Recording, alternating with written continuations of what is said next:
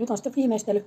Viimeistelyllä mä tarkoitan justiin semmoista, että laitetaan näitä karvoja, yksityiskohtia. Laitetaan vähän tätä silmäluomea tuohon vahvemmaksi. Ja tämä on tämmöinen keikkukissa. Se tahtoo vähän elää. Vähän haastava maalata, kun se keikahtaa ja tällä alkaa keinua. Mutta tosiaan silmäluomet, korvakarvat, sitten nenän viimeistely, viiksikarvat. Ja sitten vielä tänne selkään tulee sitten tietysti yksityiskohtaisempia tämmöisiä. Sä voit ajatella sitä niin, että sä vedät näitä karvoja, maalaat siihen suuntaan, miten sä silittäisit tätä kissaa.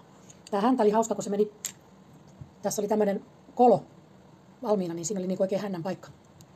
Nyt tätä on kivempi vähän käsitellä, kun tää on kuivunut. Ja tännekin mä laitan sitten vielä pientä yksityiskohtaa.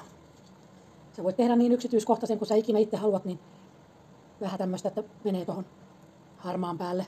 Tulee tuommoista elävyyttä ja peittyy noi saumat tosta. Ja tää on sitä viimeistelyä sitten.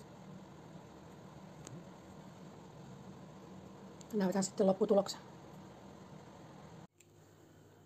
Vielä viimeiset pisteet. Oho, kylläpä siinä meni aikaa tässä viimeistelyssä. Kun täytyy tehdä niin tarkkaa työtä, että ei me meinaa millään sitten tulla päätökseen, kun aina löytyy jotain pientä vielä.